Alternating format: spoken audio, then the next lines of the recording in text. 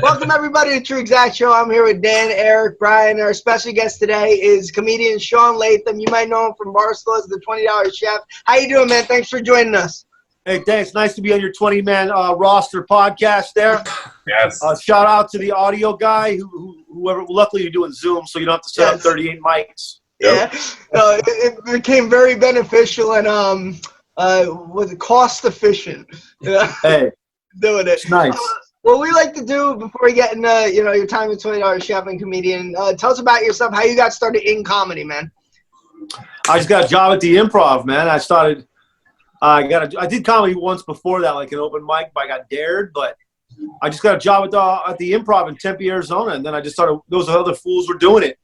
Open mics, just amateur shit, but we watched it every weekend. We wanted to open, So I just started. They thought I was funny with them, and they just like, you should do it with us. So I'm like, all right, cool. So I started fucking doing it here and there, real slow. Like it's just a different ball game than like now. Right. But you're scared to go certain places. You'll go to only one place or this place, because you're comfortable. That's what you've done. But I just started working at the Improv, bro, and I started really liking it. And I got some laughs. And then I was a wrap. That's all I wanted to do. Did you do well early, like right off the bat? You know what? I was lucky because I had a lot of friends. I worked at a bar, and then that was really popular at Arizona State at the time. So I had a shitload of people that would come. So they laughed no matter what because they were my homies. Yeah, so it really made me feel like I was like, wow, man, I'm really coming. I'm looking the motherfucking year, dude. Yep. But my shit I was dog shit, but luckily they patted me and let me, I guess it's like equivalent to like a boxer, getting like those first 10 pro fights or whatever, just like layups just to get his record. Yeah. That's what my friends did. They patted my record early, and then I got knocked out the first round of the pros when I fought a real fighter. Yeah. That's good that your friends are supportive. A lot of friends root for each other to fail. So someone was hoping I bombed, I'm sure of that. Yeah. But I used to get a party bus. This bar I worked at, they had like the owners had made a shit ton of cash in these bars. So he bought like an old 80s RV and he pimped it out. And it was like just for employees to reserve, and all you had to do, there was a guy that drove it, and all you had to do was tip the driver, but you just had to request it like a week out or whatever. Cool. And I would just get it, and I would put a keg on it or some shit, and I would just get like 30 or 50, 60 people on it. I'd be like, yo, I got all week long at the bar. I would just be telling people. Nice. And then on the day of the show, I'd roll in with a fucking party bus with like 50 or 60 people on it. That's fucking awesome. And then if it was a contest, I'm crushing, and I'm winning, Or So I'm getting, one of the finalists, so I always moved on, Yeah, you knew how to market yourself and audience before you were even big, man. That's well, that's just work. That's that bar life, and it was really close knit. There was like 10 or 15 bars that all knew each other, kind of, Yeah. Plus the regulars and all the students. Nobody left that area. It's like Tempe and Rule area right there, up to Rule and Mill. If you know anything about Arizona State and Phoenix, that area, that's like the ASU made area. Well, not now. A lot of changes, but before there used to be a ton of bars. And I just, I never even went out with anybody. I just go out by myself, just get hammered. And I knew all the bartenders because they all, that's the biggest perk when you bartend in like a scene. Other people come to your bar, you go to their bar. Nobody pays. You just tip. That's fucking awesome. I got into the wrong line of work. Jeez. Yeah, dude. I'll tell you what. I still drank a shitload, just as much as everybody else, except I was making money instead of spending it. Right. Yeah. Sounds like a good fucking investment. I'm not saying that's the route you want. I'm not like. It's just hey, if you want to do it, well, it's just a little bit. I mean, I still had to mop and shit, but I got paid to get lit instead of You were wasted mopping like this. Yeah. Get out of here.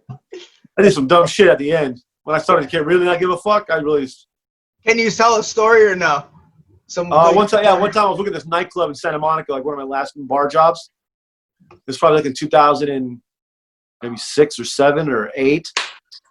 And it was this nightclub. And now in the early evening, it was a dine-in dark restaurant. This cool-ass blind homie had this concept in the back room. It's called dining in the dark. So you just go in there with your date. You pick fish, chicken, or beef.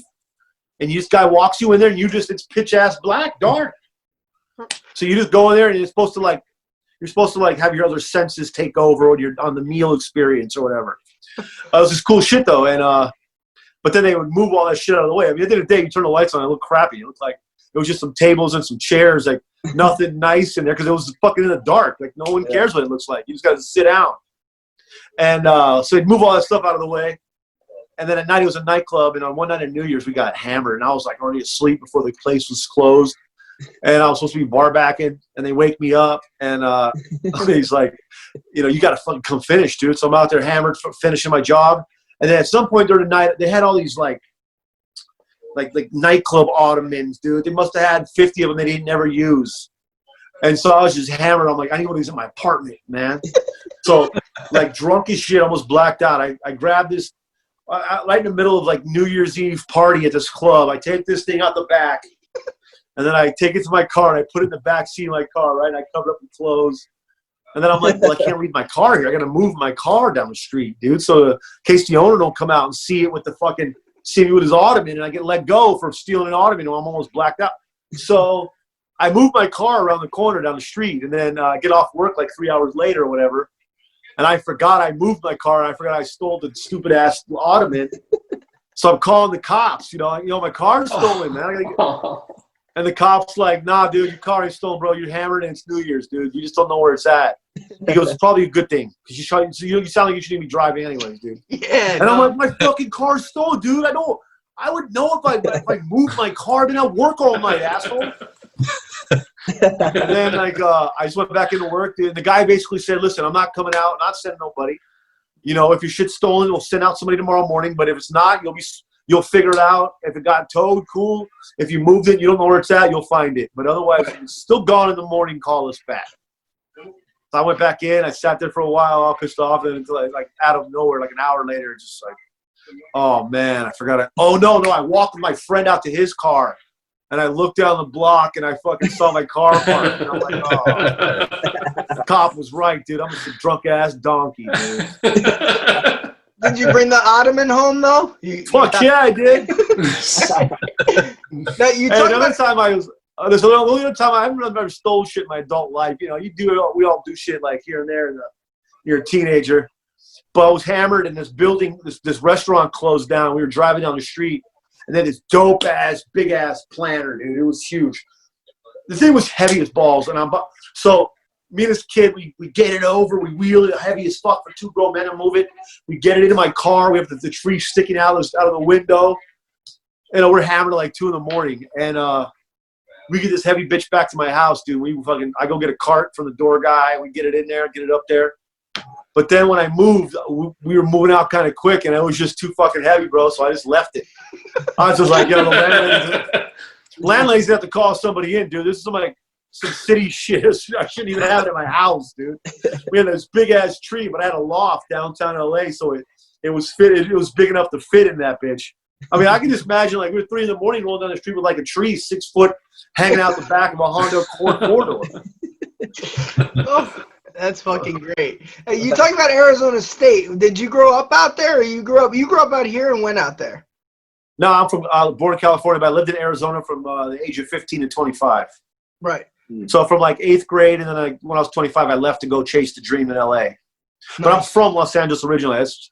So I moved back when I was like 25, a little at the end of 24, 25. How much different is doing comedy out there as opposed to like the East Coast? Once you get to a certain level, it's you think it's different, but people laugh at different shit. It depends on how regional of a writer you are. If you write like you're fucking talking to your buddies, then you're gonna have an issue. People aren't gonna know. You can't be talking about Wawas in fucking LA. No one knows what Wawas is or what they got going on in there. Right. And, vice versa, same thing. But it just teaches you, moving around a lot. As a bartender, I funded my operation, so I would do shit even if I didn't get paid. I'll be like, I'll do that gig and fucking because it made me feel like I'm doing comedy in Colorado or whatever. So I didn't give a shit, and but I learned. But that way I learned because you can't be doing that regional shit if you can't be universal. Then you're just you're giving yourself a ceiling. I feel like a lot of guys do that. A lot of guys they don't have the motivation, or they don't have the means, or they don't have the ability to travel, so they stick with their fucking whatever it is they do. And good for them. They're still doing what they want to do. I mean, But you can't be major leagues like that. That's for sure. You can't be bombing in New Jersey and killing in Utah only or whatever. Right. I feel like the crowds are more unforgiving on the East Coast, though, like New Jersey, New York area.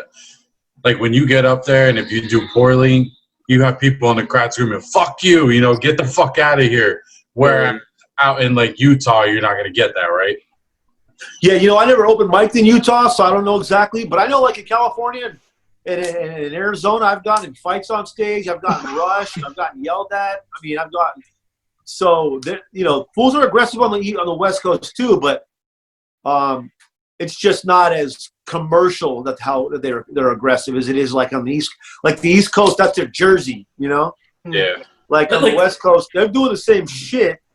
Not Utah maybe because they just won't come back. It's like, well, that was not that good. I think we'd rather go to trivia night at Applebee's or whatever, right? Applebee's.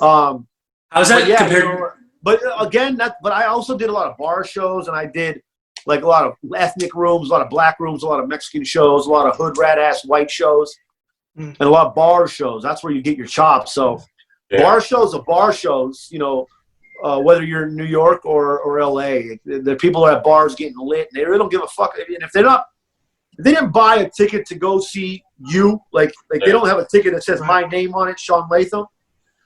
If they just need to go to a comedy show, or they're just going and they just end up in this show there, they don't give a flying fuck. It's so different. It's like, it's just not the same. Like if they go to come and see you personally, they shut up and they listen and they laugh and they're happy to be there and they're excited. They listen and listen to your material. But other fools just sitting there like drinking a beer, like fuck off the stage or whatever. Like if you don't come out hot and just popping. So how would you compare the hecklers to maybe like a stoolie commentator on like your videos and stuff like that? Because stoolies are loyal, but they are fucking brutal when they're commenting on shit. The trolls. There's stoolies Yes. and there's Barstool trolls. I wouldn't, you know what? I guess they are still stoolies, but because they support some people and hate on others. Like I get a right amount of hate, and the difference is they're hiding. They're not, like at least a heckler. I can look him in the eye, bro. And if we, like, we can both crack jokes, but at the end of the day, like, if you want, but honestly though, like, if you want to stand up, homie, like I got 15 minutes left. We can go step right outside. I'll fuck you up, buddy. Like I've said that several times, dude. Like you've had 1-2 minutes. All right, jokes enough here, man. We had a nice little back and forth, but guess what? If you want to really step this up, I will fuck you up after the show's over, homie. But I'm going to finish these jokes, and I'll beat your ass in a little while. Now sit the fuck down or get out, bitch. Right. And that's it, bro. You have to give them an ultimatum.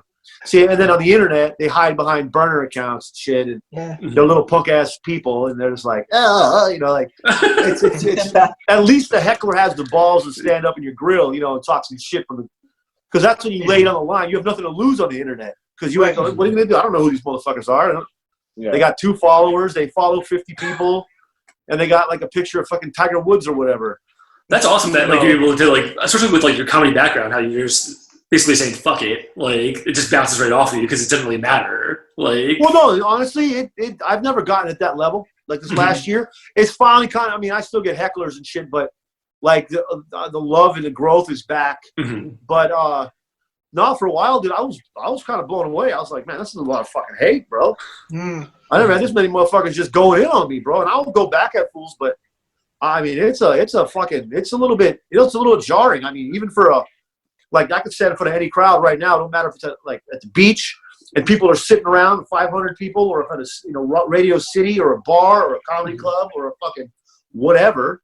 Like I can do stand up in all those crowds, but out of nowhere, fools just coming at you like you fuck like you just bitch slapped their mother, with a fucking closed fist or something. They're like, it's definitely different, mind-boggling because you can't do nothing about it except take it, and everybody can see you taking it, and they, and it's frowned upon to talk and take it, give it back. It's a weird place. I'm not used to it. What's the worst crowd? Like, I've asked this to comedians we've had on, like, the bachelorette party, the bachelor party, the older crowd. Like, what's the one that you just has annoyed you the most when you're on stage? It's always different. Bachelorette parties definitely have a high percentage of, things not going not going properly for the evening. dudes usually just want you to bag on the homie. They don't really like. They don't look like when girls are at a bachelorette party. They almost. I mean, in a very polite way, it's like there's like a selfishness, like it's their night, and even though that no one knows them in the room, they still always feel like it's because. And I get it, it's their best friend getting married, and they're all fucking getting hammered together, and they're going bonkers and buck wild, and then but they try to take away. They don't like dudes as groups. They don't do that. Like you'll just bang on their homie, and then you get them. They all be laughing like they're on your side with you, looking at the guy, But like women, but like the bachelorette party, they'll be like a little bit more like, no, keep it on us. Right. Dudes just want to get their buddy bagged on a few times. Yeah. But girls like they think like the bachelorette party thinks they're part of the show. You're like, nah, you ain't in the script, homegirl. But you still want to like help them have a wonderful time. So there's like a nice fine line you walk. Is the last thing you ever want to do is make a bachelorette party or any group of people having a good time get all pissed off and then blame you for their ruined night. Like especially a special night like a bachelorette party. You never want to do that. That's why there's like a fine line of having to play along and just enough to where they don't steal the whole operation from everybody. They get a nice little amount of attention. You could do your thing and then, but the crowd will turn on them too. That's another thing. Like, all right, that's enough. Shut up. Yeah. The crowd will police it themselves as well a lot of times. Right. I'd like to get into how you got into Barstool. If you guys don't have any more questions about the comedy thing. Yeah, I want to hear about Barstool. All right. How did you get into that and the $20 chef thing? Like, how did that come about? I was through stand-up. Right? Really? Yeah. No, I was doing a set one night for like 12 people at this club in Indiana, and I was on a roll. And one of the guys was Pat Mcafee and his brother and his mom or something, maybe I think, or his dad. And I mean, I didn't know who he was. I mean, I had heard of him, but I know who he was. And at that point in my life, I didn't really pay attention to football that much because I was just on the road all the time. Right. So I was always driving. I could never see Sunday ticket, or I didn't have, I was always driving on a Sunday back somewhere. So I never could really enjoy it. So I kind of football and sports kind of faded off in my 30s. And but then he came out, and I was just on a roll that night. And I used to have this joke about sandwiches. It started off sounding sexist, but it was actually a very pro-woman bit. It was all about the dude having actually earned something in their life. And he just loved it. And after the show, he told me how much he loved my energy, he loved my writing, he loved my presence. And I was like, man, thanks so much. But I didn't know that he was actually out looking for openers for his theater show. So that was probably, that was one of the most important sets of my life. And for 12 people, that's what you know. And we ended up started hanging out. Like, we started writing, I started like helping him like with I listened to his stories, and I'd be like, well, this how, you can make that a bit real clean. Like, and then he'd tell me something he does, and I go, that's a bit, and he does a bit. And we start talking like that, and then we started hanging out all the time. And me, him, and Todd started hanging out all the time. And then me and Todd were roommates, McComas. And then we just started hanging out, and we started opening for him, and then we started doing it. We're like, you should be doing podcasts. Like, he's already doing stuff, but he was 99% football, 1% entertainment. And so we started like, no, dude, you could crush podcasts. Like, let's start setting this up and just doing it for fun. So we did. And that's it. And then when he got hired at Barstool, he hired a team of people, and I was one of them. Nice. Good for you, man. Yeah. So it was like a year and a half later, 2 years later, whatever. A year and a half later, he got hired at Barstool, and he retired, and then he just hired everybody. So and I was one of the last people. Yeah, how did the chef bit come to be? Like, were you a co-ed? Because the way you make stuff, it looks like you have experience doing it, even though it's under $20 and whatnot. But, like, you're very good at it. How did that come to be? Well, I just was cooking a lot at home for myself. Like, that's it. But that's when I started using Snapchat. I would just be at home fucking around. I had no friends really. I moved to Indianapolis, and I really didn't know that many people. I only like 3 people, so I was just home a lot. And I was always Snapchat when I was cooking, talking shit, And but I started hanging out with Pat, and I started getting more Snapchat followers. And then I would do it, and they all loved it. Like, I got a lot of love on it.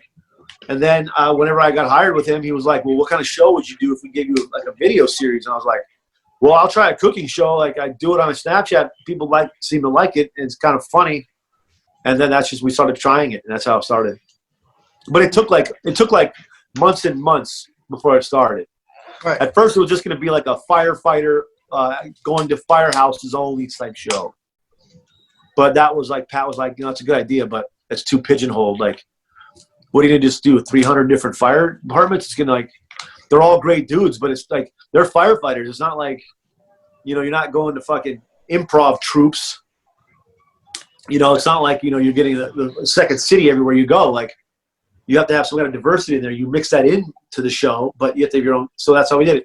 I mean, it was mostly Pat coming up with a lot of the concept and idea after I told him that I just want to do a funny cooking show. So he was there all the time. Like he'd watch, I don't know, probably the first 40, 50 episodes or so, at least the first 40. He would watch all of them when we filmed, and he'd have input and insight and possible jokes, and he'd hop in on it. It was pretty awesome. Was it all just one take? Is it still just one take or like different ones? No, it's 2 cameras. We just go, we just go. Yeah. And sometimes we'll break if it takes like something 30 or 40 minutes to cook. I'll be like, all right, this is going to be in here for 45 minutes. So then we'll just stop there, and then we'll pick back up when I try to pull it out. But otherwise, it's not like, he edits it down. It might take me 30 minutes to film or 40 minutes to film. It's only a 5 or 6 minute video. Right. Even the longer ones are like 10 minutes or, if we go somewhere and do some cool shit, 12 minutes. No, they're fun, man. They're like just an average dude like one of us just cooking. I love the commentary in it, too. It's very fun. How do you choose what you make? I wanted to ask you that. You know what? I just kind of like a feeling. I'll start off with like the protein first. Like, all right, well, or I'll see shit in restaurants or I'll see shit on the internet and I'll be like, I want to try that. Because some things I'm just too much, like I can't be making a lot of shit I'm not going to be making, like duck confit or fucking couscous, shit like that. Like I might be able to, but it just sounds like something I just wouldn't be making, so I don't make it. But a lot of times I just do a lot of research on the internet, like, what haven't I done? I'll go to like a certain meat or, if it's going to be fish, I'm going to go buy it on pork for a while. I've been only like 90% grill for the last 3 months, so I'm always trying to figure out something else to go in. What haven't I done on the grill? And as I always think about where I've traveled to, and I'll be like, well, I remember when I was here, they did this, so I'll get one of those things and I'll try it out. So just a lot of times I just researching the internet, mixed with my own shit I've seen, mixed with shit I see at restaurants.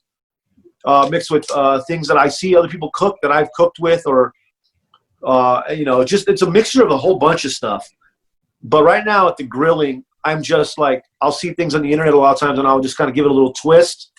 Or like if it's something I just like, the Baker Mama, which was this really awesome page my girlfriend found, where I did that breakfast board for Mother's Day, or the Father's Day breakfast board. I had like donuts, eggs, and cake, like all this on a cutting board, like a charcuterie board for breakfast. And like, that was a direct connect to that woman's page, the Baker Mom, who has like 180,000 followers. And I just did my own version of it. Like, I see, as I researched, I see other people doing that kind of thing. But, that's where I saw it first. So I gave her credit because, her page is unbelievable. Right. With food, So that's kind of how I do it.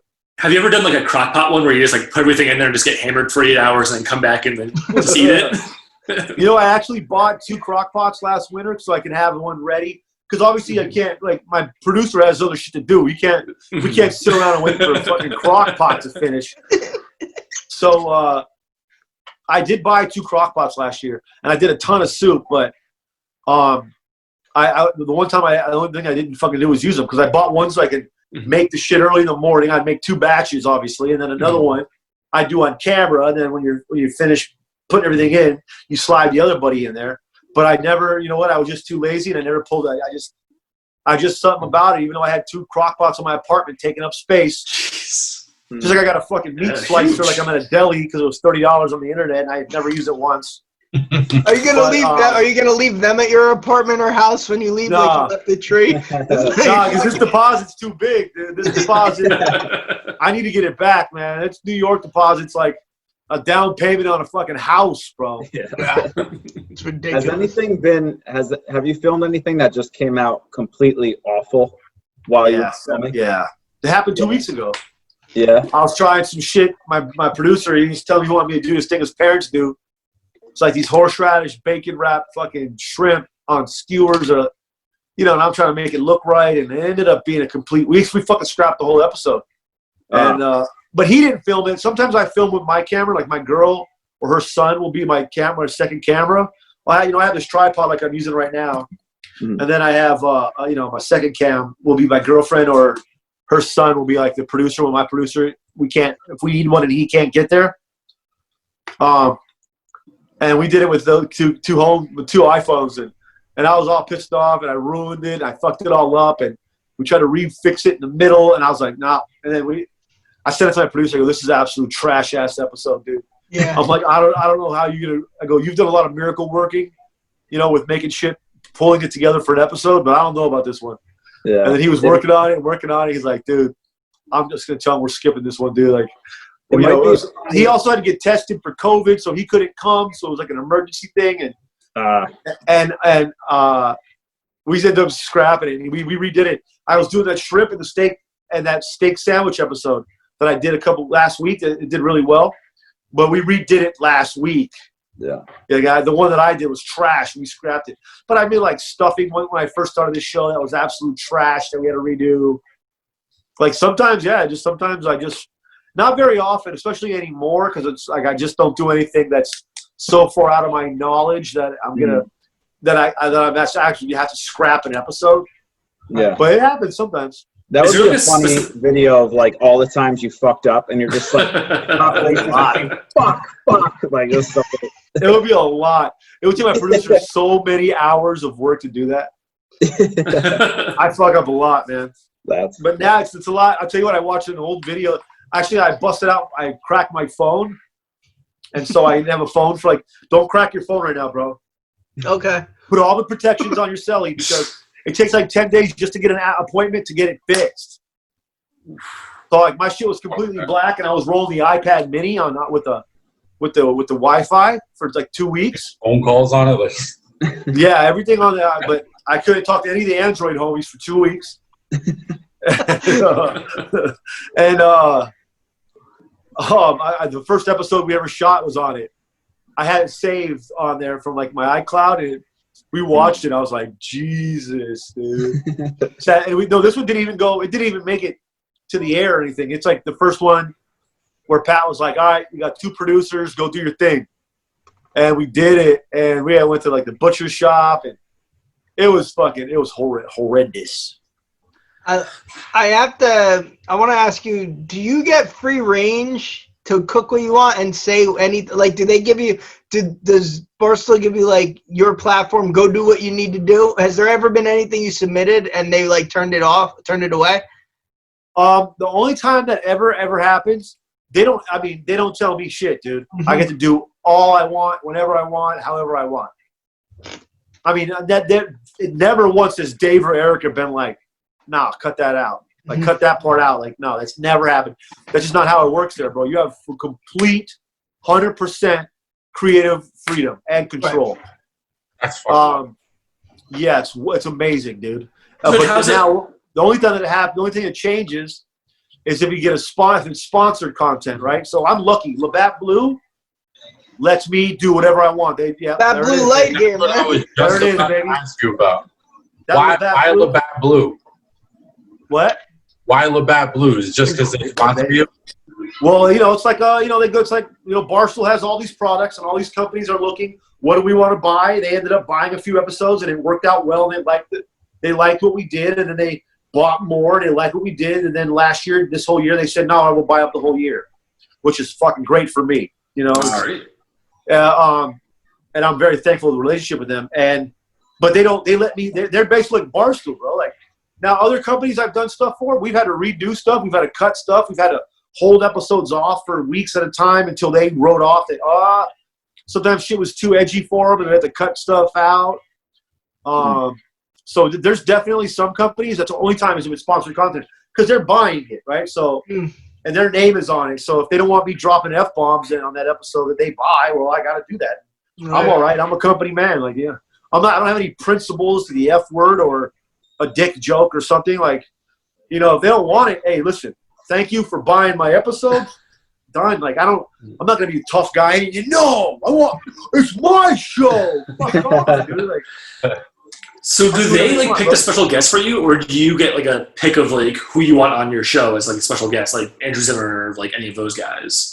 I request people. I do throw names out. Like, I sent over a list of names that I would like love to have. You sent 2 lists. You said your dream list. Like, if it didn't matter, anybody could be on your show. And then you send a more realistic list. Right. And then also if there's guests coming in, like for a promo run, I'll get an email of like, these people, these are a possibility. Do you like these people? And I'll be like, yep. Mm-hmm. So if those people agree, then they come on as a guest. Who's still on that dream list for you? Yeah, who's like Oh one of man, them? so many people. Gordon Ramsay, fucking. Oh my God, he'd be the fucking best. Tough guy. Who's one? Not clown on me, dude. not to downplay like you, but who's one you think on your dream list that's actually obtainable? You could like actually get. You know what I mean? Well, you know what? Honestly, like I had Aaron Sanchez on my shit. He's fucking co-host of MasterChef. Nice. So it's him and Gordon. Good. But, I hope you get him. That'd be fucking awesome, man. Yeah, I mean that's a long shot. I think Aaron was running a book. He was doing a book tour, so you know I had to be the cooking show, and you slide on in there with me. Now I tell you what, there's so many. Jordan. That'd be Jordan awesome. all day. Is there? Fucking, Yeah. Who have you had on that you were handed to that you like someone got you on for? Someone got them on for you that wasn't on any of your list, and you had such a connection with them you didn't think you would. Was there anyone you were like iffy about? a lot of people, dude. I'm really like Andrew Zimmern was awesome, man. We had a really good vibe. Duff Goldman, that guy was dope as shit. We had a really good vibe. My man Luke Rockhold came on, but I mean, I kind of knew him before, but you know, he's been on a few times. A lot of people. Jericho was awesome. Yeah. You know, so many people. Joe Coy killed, but one of my faves was Jim Brewer. Yeah. Kid's a maniac. But I've had like such a fanboy for him, like because when I was like 19 and 18, I got a job at the Improv, and I was already a half-baked maniac. Like when that movie came out, we knew every word. You know, you smoke weed and you watch it and shit. You know, you quote it all day. And then I got a job at the Improv, and he was working. He would come in, and he was headliner. And he'd be, you know, I was a food runner, and so I knew him then. He was doing Goat Boy. He was saying, fucking doing, yeah, you, man. You know, he's doing all his stuff in the hallways. So I had like a really I just had this huge fanboy for him, and then for Jim Brewer. So that was, but he crushed. We had a good time. Aaron Sanchez was awesome. A lot of people are really fucking cool. Yeah. Adam Richmond. I talk to him every once in a while since the show. Like I might talk to him more than. I mean, as like on a text level, you know. Mm-hmm. Yeah. Yeah, he was cool as shit. But honestly, most people have just been really. Some people are a little bit more, you know, not as camera forward. You know, some people are more entertainment. They know how to bang that when the light turns. You know, when the record light goes on, they go into fuck some shit up mode. And some people aren't as, you know, extroverted, but still awesome. You know. I noticed that about your personality. You're very like aggressive. Like it's like fun in your face. Where do you get that comedic style from? Was there influences you had?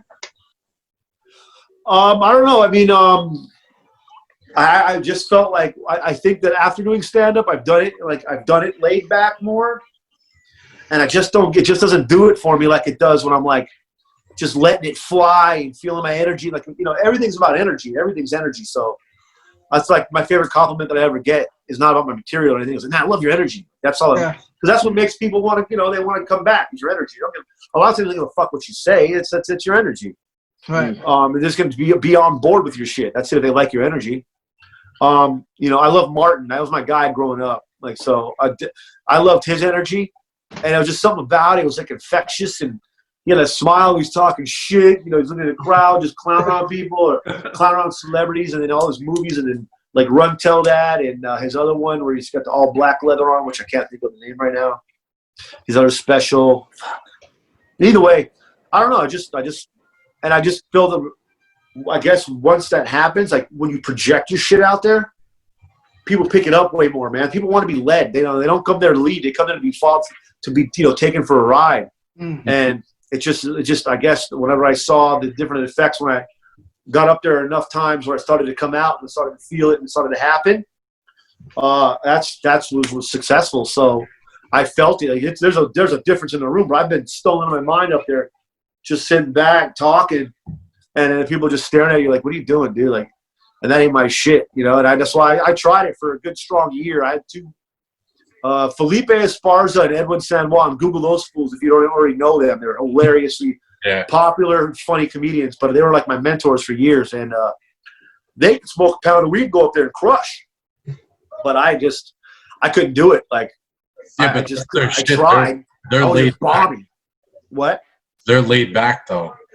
Yeah, but there's still an art form to it. Because yeah, definitely. I just can't. I mean, I would just bomb ugly, and finally, I had to be like, man, I can't smoke weed with you fools for the first couple hours before the show, man.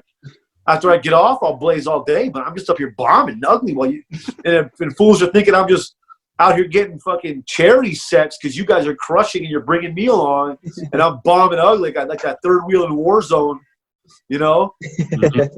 And I stopped, and it definitely was an improvement. Right. I hate to hog all the questions. I know my comedy career was short lived with 2 sets. Brian down here still does comedy, so Brian, if you have any questions for him, go for it. Well, I mean, you pretty much like answered most of the stuff. I mean, being able to get out there. What city you in? I'm from North Plainfield, so okay. My girl has family up there. There's a Stress Factory that's over here. Well, I know the clubs. Like, what about the bars and shit? How long you been doing those? About 2 years now. Oh, okay. Yeah, I mean, getting out to like Jersey City and stuff like that. I've done a great room down there. There's a downstairs room over there. Brick in the corner with Gerard who runs it. What's his last name? I have to see. It starts with an H. Haran? Yeah, Haran. Yeah. I did a show with him one time. Yeah. He had a really good room. But so 2 years, what are you going? Well, I mean, outside of COVID, how many times a week were you going on? I was doing 3 times a week. All right, that's good. That's good. 3, 4. You know what it was? I would work out my material at open mics, and once a week I was getting like paid spots. Yeah, good. Wherever it was, I was gonna go. Whether it was like $10, whether it was $20, I didn't give a shit. It wasn't about the money. It's just about getting on stage and the time. Yeah.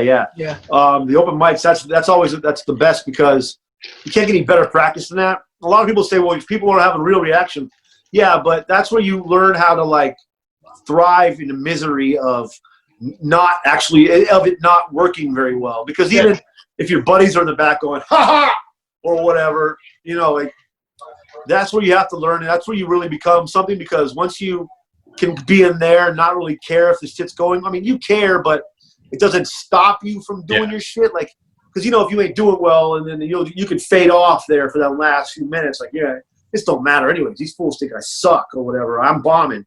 So you just coast on and ride the wave off into failure. But when you learn that in that room, the strength to continue to like hit them with another one, hit them with another one, hit them with another one. And then you don't change your energy, and you keep your energy where it's supposed to be. Because, it's never the crowd, it's you. Like, that's what I like. Anytime anybody blames the crowd, like, of course there's always going to be a bad crowd or something, a crowd that's not as good. But overall, like, I take full responsibility. If I don't do well, I'm like, man, it wasn't the crowd, it was me. I didn't crack them. Everybody's like a safe, right? They all got a combination. Yep. And fucking, you either figure it out or you don't in that time frame. So, just keep grinding. The bars and that's bars.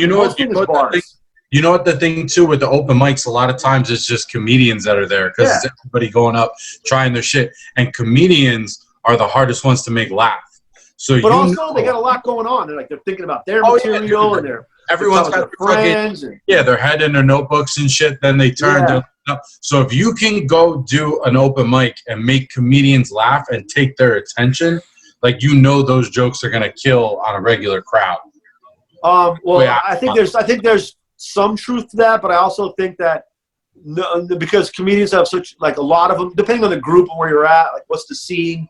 But I say that there is truth to that, but there also is truth of comedians might be laughing at something regular people just don't even understand, or they're not seeing it the way comedians see it. I see it as open mics. If they laugh, they don't laugh. Is that I'm just getting the words out. I'm getting practice saying it with people listening, so that, you know, if I have to fuck it up or if I have too much I'm saying, I'll do it then, and then I can record and listen. It's just another opportunity to talk and get the material out. The bars are where it's at. Now, if you can get bars rolling and going, then that's what's up, because that's another level. Open mics, yeah, it's great. You start getting laughs and doing work there, but people get comfortable in there and they never make it out because they're making people there laugh and they can't work in the real spots. Yeah. But no, there's no rhyme or reason, but you have to do the open mics because, number one, how to operate while being uncomfortable, also to get the words out, and also to meet people to get real shows. Yeah. See, the thing that sucked, I did a show at the Broadway Comedy Club in New York. It was in December, and I ended up booking 5 or 6 more shows off of that one, and it was all for like the end of March, all through April, and the guy was giving me dates in fucking May.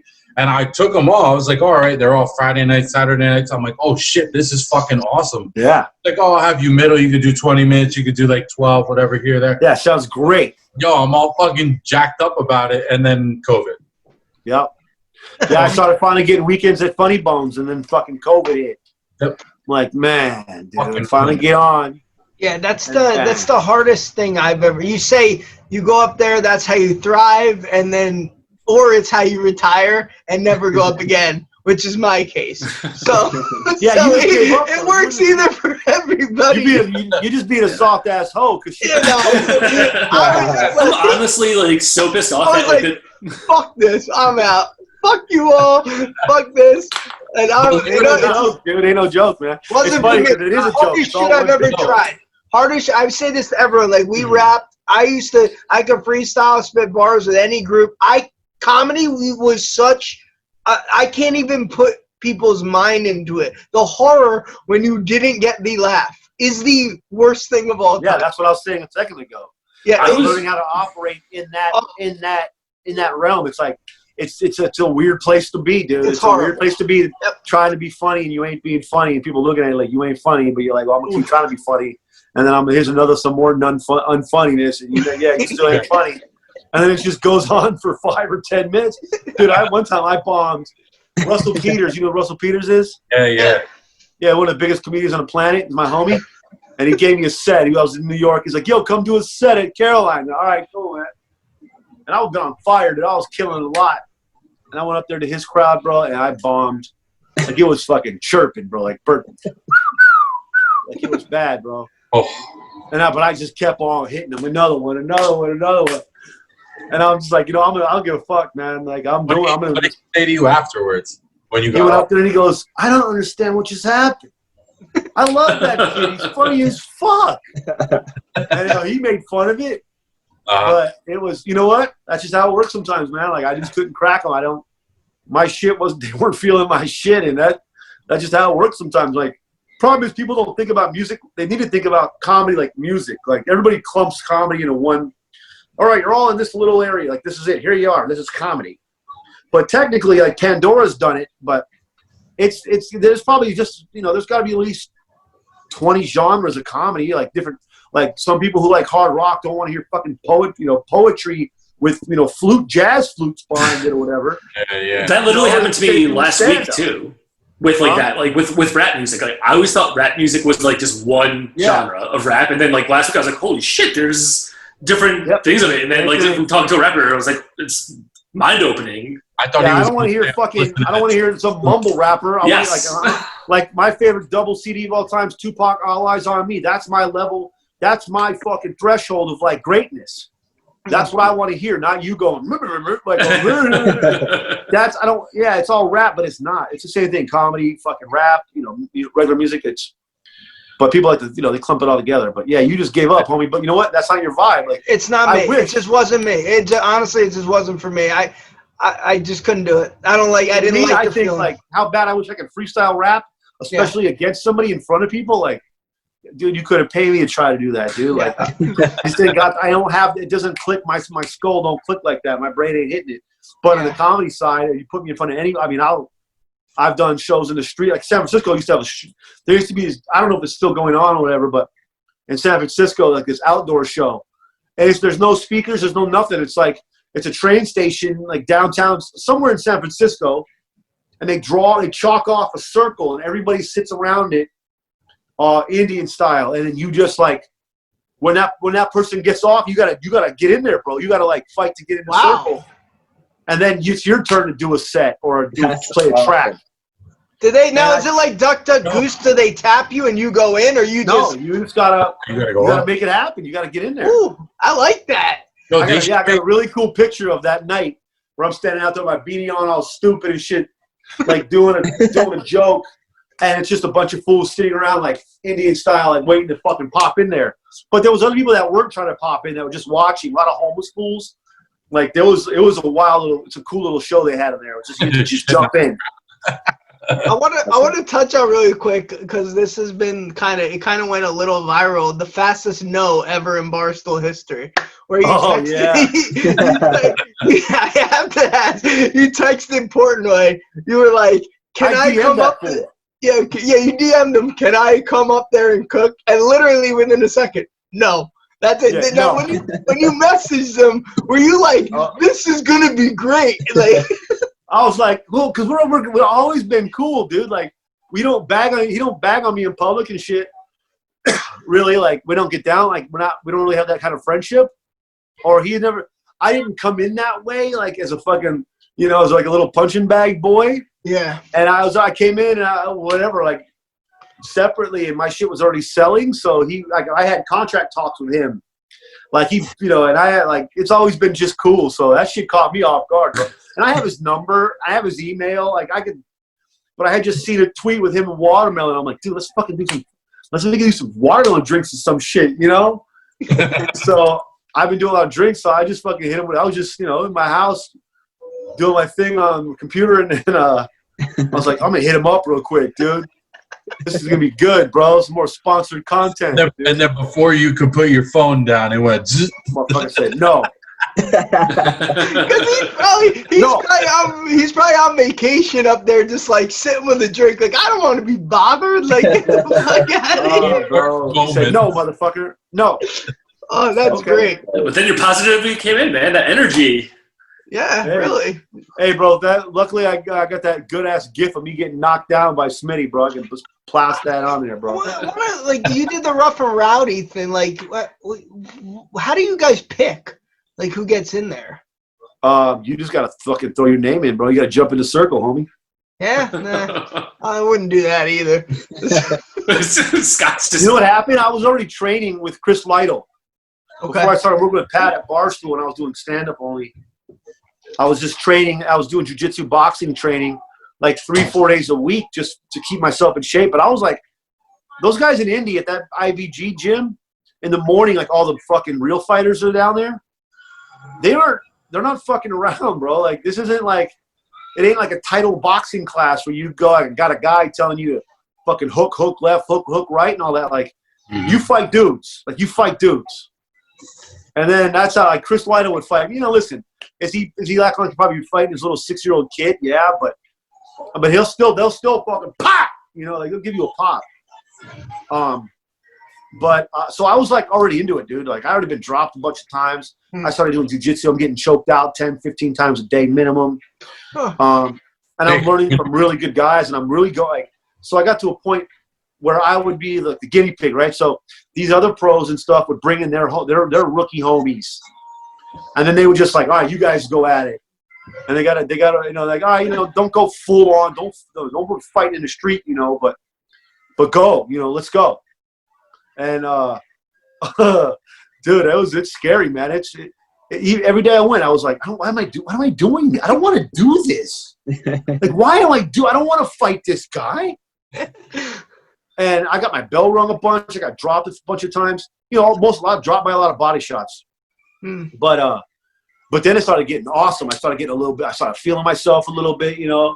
I'm getting a nice little something going. And then they bring in these other dudes, and I have a little confidence because I have more training than them. So then I'd be able to work, you know, jack them up a little bit. You know, but I'd also be in there. Like, I'm not trying to be like Floyd Mayweather, you know. Like, you got to be in there ready to, like, take hits. Like, because you want them to also feel the feeling that when you spar against somebody that you're friends with, that when you can hit them, like, dude, hit you. Like, I want you to feel what it feels like to punch somebody in the head, bro, in this place. We have headgear on, and, you know, we got gloves, and that, you know, that way, like, you get your shit wrong, but that way you're also letting people get the feeling, because it's a different feeling of when you're fighting somebody that you don't have nothing against. Yeah, it's got to be weird, sparring, yeah. I said to Dave said something about it. I go, I'll fight him up for Rowdy, bro. And then he just threw my name out there, bro, one day. He didn't ask me nothing. It just came flying out after the Hank and Tex battle. Do they make you sign anything? Like, or you just shit. Yeah, I would imagine, right? God yeah, forbid. bro. No, there's liability shit, but they also like cover it if you get hurt. They cover it. That's good. But no, there's liabilities. You know, you got to do a liability waiver, and the second fight, I had to get all kinds of extra tests because I was 40. Shit. So I had to get like an MRI. I had to get like all this other shit. Oh man. I did a whole bunch of extra stuff for that one. Shaun, we have a final segment we do here. If anyone doesn't have any more questions, you guys good or? I think I'm good. All right, we do a final segment here. I know you guys at Barstool have the Answer the Internet. We do something like it, the gun to your head we have, but we try to do more wordplay. This isn't your pancake waffle type thing. We try to you'll see how we do it. So we ask 3 questions each. At the end, you have to pick a winner, okay, on who had the best question, okay? Okay. So I'm going to go first, all right? Would you rather make cheese graters as a job or have a job taste grating cheese? What that is? All right. Would I rather make cheese graters or taste or grate cheese? Yes. I'd rather make. You know what? I would end up hating cheese, so I'm going to go ahead with the cheese grater. All right. Your response saved me on that because I stumbled a bit. Thank God. All right. Yeah. You really fucked that one up. I know. That shit's nerve-wracking. We keep score here. Okay.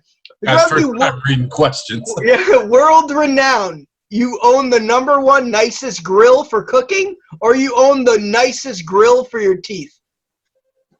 Oh, cooking. Not even a. It's not even a close second there. That's a landslide victory. Well, I'm getting crushed here. All right. Would you rather fight Razor Ramon or a guy named Ramon with only a razor? Yeah. I'm gonna go with Razor Ramon because you don't know what because that's gonna be some sort of. You know, he's strong and all. I don't know if he's a real good fighter, but that fool Ramon in the streets, you don't know what he's up to. Right. All right. He's got a mysterious background. I'm not too happy about this. God damn it, I've been slacking lately. Eric, you go. You're up. All right. Would you rather only eat Chef Boyardee or be a chef at Arby's?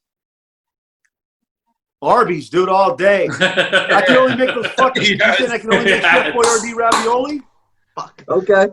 My option is either only make Chef Boyardee raviolis or fucking cook at Arby's. Yeah. I'm going Arby's all day, dude, because you can mix and match. If you work there, you can mix and match everything, bro. And your $20 budget would be able to cover the whole goddamn menu. Yeah. And they got great chicken, and they got fresh ass Those deli meat. curly fries are fucking awesome. Yeah. Fries are on point. Yeah, the sauce game is strong there. You doing Arby's commercial? Arby's $20 chef sponsored by Arby's. Coming 2021. No. The oven mitt loves Arby's. Okay. Would you rather burn everything you ever make or be sunburnt every day forever? I'll be sunburned forever, dude. Really? Oh yeah, dude. I can't be cooking and just burning the shit everything. Dude, no one's gonna want to eat it. The show would be gone. There'd be nothing. Yeah. I'd rather just suffer and cook good food. Okay, you're hosting a dinner and your life depends on it. Would you rather cook poutines for Putin or duck confit for Kim Jong-un? I'm gonna go with poutine for Putin all day. All right. I can figure out the gravy, bro. Like I a don't know about no t-shirt. confit. Poutine for Putin. All right. All right. Cool. Brian, you're up. Would you rather brush your teeth with water from your toilet or drop your phone in a porta potty? I'm gonna drop my phone in a porta potty and leave it, bro. Yeah, he's okay with the 10-day waiting list. I got an iPad mini. There's a crack screen too, but fuck it. All day. Let's crack it. Would you rather be allergic to the sun or allergic to sweat? Oh, that's a good one. I'll be allergic to sweat all day. I can still go out in the sun and kick it, dude. Yeah. Stay in the shade. You know what I mean? Would you rather live in a world where finger guns shoot real bullets or fist bumps cause real explosions? I think I'd rather live in a world where fist bumps cause explosions because that would take at least 2 people to have the nuclear code for that to happen. Finger bullets, fools are gonna be can go loose, you know, like they can with regular guns. Dan, finish it off. All right. Would you rather Dan's pretty new at this, so like this is like his 3rd show, so give him a little break here. Would you rather have MLB pitchers throw 100 tomatoes at you or have 1 potato to the face? I don't know. That's horrible wording, but tomatoes, potatoes. Is it a guaranteed hit with the potato? So a guaranteed hit to the face with a potato, but you would have 100 tomatoes, right? Maybe the worst question of all time. I think dude, that potato's that might break some shit, dude. And it's MLB pitchers throw tomatoes at you, so yeah, but also mashed 100 potatoes. 100 tomatoes is a lot. Dude. Exactly, and you don't know where that could hit you. He's trying to like justify him playing up. You know what? I'm gonna have to get it over with. Go with the potato. Just I got shit to do. Okay. I can't sit around with 100 shots, Dan. All right, next one is eat an entire horseradish or dig up a radish the size of a horse. I'll eat the horseradish, dude. That's a big ass piece of horse. I'll be too tired to dig up that big of a fucking anything, dude. Would you rather spend $28 a day with Rachel Ray or be beat down by Bobby Flay? I'd rather take a beat down from Bobby Flay. All right. Okay. All right, ignoring. I'm gonna get a shot in though for Ari Gold though because he tried to take his lady. Yeah, I remember that. Yeah. My name's Eric, by the way. So You gotta pick a winner. What question 1, man? Say the tomatoes. I'm going overall. I'd have to go. Let's see. I'm gonna go Eric, Brian, Dan, and then you're last, homie. Yeah. I'm not the worst. He's tomato with potato. Yeah. This is rigged. It's horse shit. Everyone needs to know that. Hey, I'm okay with that. That means, like I say, when I lose, it's a good thing for everyone because it's an equal opportunist show. Not, you know what? I'm not paying the guests to make me the winner. It is what it is. Rough. Hey, Shaun, thanks for coming out. Hey, if you would have floated me $40 on Venmo, bro, you would have been first place. Kid. I'm not above that. I'll get a bottle of whiskey with that 40. Oh, man. Hey, thanks for coming on, man. Really No problem, appreciate man. Thanks for asking me to come on.